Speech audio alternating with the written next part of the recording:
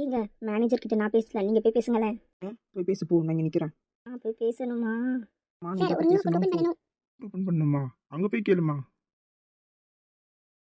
இருங்க, அவர் கத்துற மாதிரி பேசுறாரு. நீ போய் பேசுறியா இல்லையா? சார். பேசுறது எனக்கே கேட்கல, அவருக்கு எப்படி கேட்கும்? வீட்டில் என்ன மாதிரி கத்திட்டு இருப்பா, இங்க பாரு. சார், சொல்லுங்க. என் அக்கௌண்ட்டுக்கு ஒரு 30,000 கிரெடிட் பண்ணாங்க. மெசேஜ் மட்டும் வந்திருக்கு, ஆனா அமௌண்ட் ஆட் ஆகல. உங்க பாஸ்புக் கொடுங்க. இது எந்த டிரான்சாக்ஷனும் நடந்த மாதிரி தெரியலையேம்மா. அதை நான் தான் கிரெடிட் பண்ணேன். இங்க பாருங்க, இதுல டெபிட் ஆயிருக்கு, ஆனா அவங்களுக்கு கிரெடிட் ஆகல. மெசேஜ் மட்டும் வந்திருக்கு, அமௌண்ட் ஆட் ஆகல. இப்போ நீங்க சார், ஒரு 2 நாள் முன்னாடி பண்ணேன் சார். ஆன்லைன்ல பண்ணேன் சார். நீங்க சொல்றதெல்லாம் புரியுது. ஆனால் இதுக்கும் எங்களுக்கும் எந்த சம்மந்தமும் இல்லை. இது தேர்ட் பார்ட்டி ஆப். நீங்க வேணா கம்ப்ளைண்ட் ரைஸ் பண்ணிக்கோங்க. உங்களோட பேங்க் கிட்ட காண்டாக்ட் பண்ணி பார்த்தீங்களா? அவங்கள கேட்டா உங்களை கேட்க சொல்றாங்க, உங்க சைடு தான் ப்ராப்ளம்ன்றாங்க. இல்லை சார், ஃபர்ஸ்ட் நீங்க அந்த சைட் கேட்டு பாருங்க. அப்படி இல்லை நீங்க கம்ப்ளைண்ட் ரைஸ் பண்ணிடுங்க. சார், அங்க கேட்டா உங்களை கேட்க சொல்றாங்க, நீங்கன்னா அங்க கேட்க சொல்றீங்க. நாங்க என்னதான் சார் பண்றது?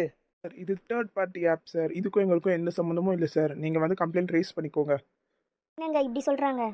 சார் சொல்லுங்க. 2 நாளைக்கு முன்னாடி எனக்கு 50,000 கிரெடிட் ஆச்சு. ஆனால் மெசேஜ் மட்டும் வந்திருக்கு, அமௌண்ட் ஆட் ஆகலை. எங்க அவங்களுக்கும் அதே பிரச்சனை தான் போல. நான் மேனேஜர் அவங்களுக்கு என்ன சொல்றாங்கன்னு கேட்டுட்டு வரேன். நீங்களும் தேர்ட் பார்ட்டி ஆப் மூலியமா தாம்மா பண்ணியிருக்கீங்க. எங்களுக்கும் அதுக்கும் எந்த சம்மந்தமும் இல்லைம்மா. நீங்க இப்படி சொல்லிட்டு இருக்கீங்க. இங்க வந்து அங்க போ சொல்றீங்க, அங்க வந்து இங்க போ சொல்றீங்க. காசு எங்க காசு? நீ வா போலாம். இது ஏதாச்சும் சர்வர் ப்ராப்ளமா தான் இருக்கும், வெயிட் பண்ணி பார்ப்போம். வா ஆல்ரெடி 2 நாள் மேல ஆயிடுச்சுங்க. வா, என்ன பண்றது? அதெல்லாம் எனக்கு தெரியாது சார். என் காசு எனக்கு வந்தாகணும். எங்களுக்கு எந்த சம்மந்தமும் இல்லைன்னு சொன்னேன். சும்மா வந்து என்ன கேட்டுட்டு இருக்க. கம்ப்ளீட் பண்ணு போமா. சே எனக்கும் அதே பிரச்சனை தாங்க. வாங்க, நம்ம காசு என்ன பண்றது?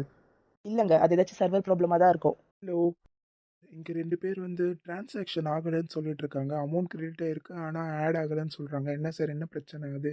2 பேருமே 2 நாளைக்கு முன்னாடி தான் பண்ணியிருக்காங்க. இது என்ன என்ன பண்றது?